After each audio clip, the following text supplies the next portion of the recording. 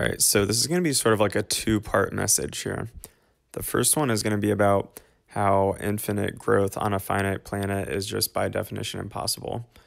The second one is going to be about how, um, you know, it's possible to care about the earth and desire sustainability while also being an antinatalist.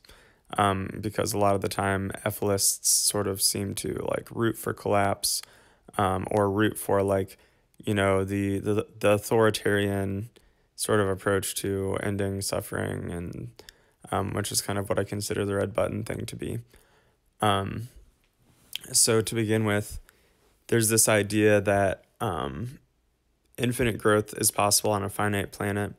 It's normally not stated that way, but when you think about the stock market and the assumption that it'll always go up over decades and decades, that's what it's representing, is infinite growth. Because it's people constantly thinking it's going to go up. It's people constantly being bullish on the future. It's people constantly thinking that, there'll be a new and better widget produced, that consumption will continue to accelerate, that people will continue to buy more and spend more money, and corporations will continue to become even more profitable. That's really, what drives the stock market increase, right? And so, of course, when you have a planet with finite resources, you can't just consume and consume and consume. You're eventually going to hit a hard wall, because the earth only has so many resources.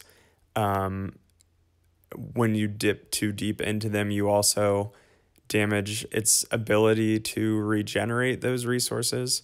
So, the concept of overshoot is the concept that we are consuming Earth's resources faster than they can be regenerated. There, is this concept of a steady state economy where it's sustainable. It's basically just like a closed loop, and it's not predicated on growth. It's predicated on, stability. Sort of like, instead of the line always going up in terms of consumption and population and everything, the line just staying flat, being sideways.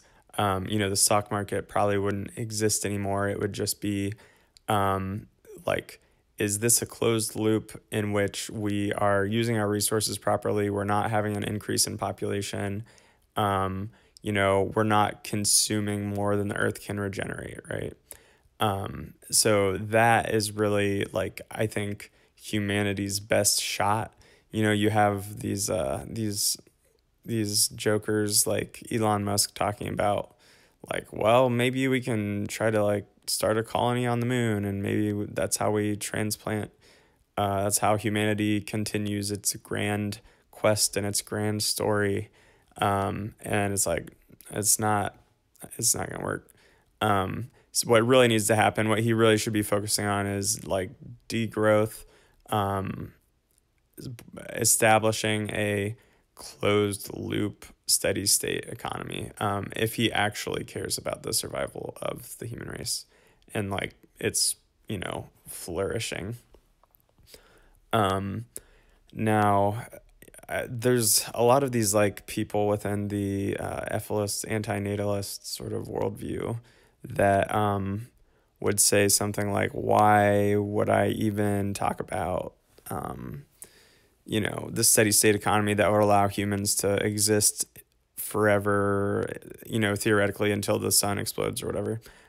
So at least for probably, a couple thousand more years, or who knows how long, right? Why would I even talk about that concept as if it's a good thing when, humanity, when like each human born just sort of like continues the cycle of suffering? I actually saw a post about that today, which is on Reddit, on the antinatalism, or maybe it was Ask an Antinatalist subreddit, where basically it was saying something along the lines of, is sustainability the enemy of antinatalism? And my response to that is no, and that's because I do not, the way that I view antinatalism is I'm not going to reproduce because I think it's wrong. And, it's just, why would I bring a kid into this world that is obviously crumbling? However, if other people, I would never take away other people's ability or choice to do that because I believe in bodily autonomy, right? So, antinatalism is not absolute. It does encounter sort of like I would not ever transgress somebody's bodily autonomy to enforce my belief of antinatalism, right? So, the truth is that people are pretty much going to want to continue, and for that to happen in a way that reduces suffering, it needs to be in a steady state economy, right? Because if they keep reproducing in this economy that's predicated on infinite growth and growth and growth and consumption and consumption and consumption, eventually we're going to hit a point where there is an environmental collapse, a social collapse, some kind of collapse that is going to just lead to massive, widespread suffering. Another topic that sort of fits in with this that I'm still sort of thinking through is, how I think about the voluntary human extinction movement. I like Les's focus on sustainability. I like his focus on not damaging the earth, right?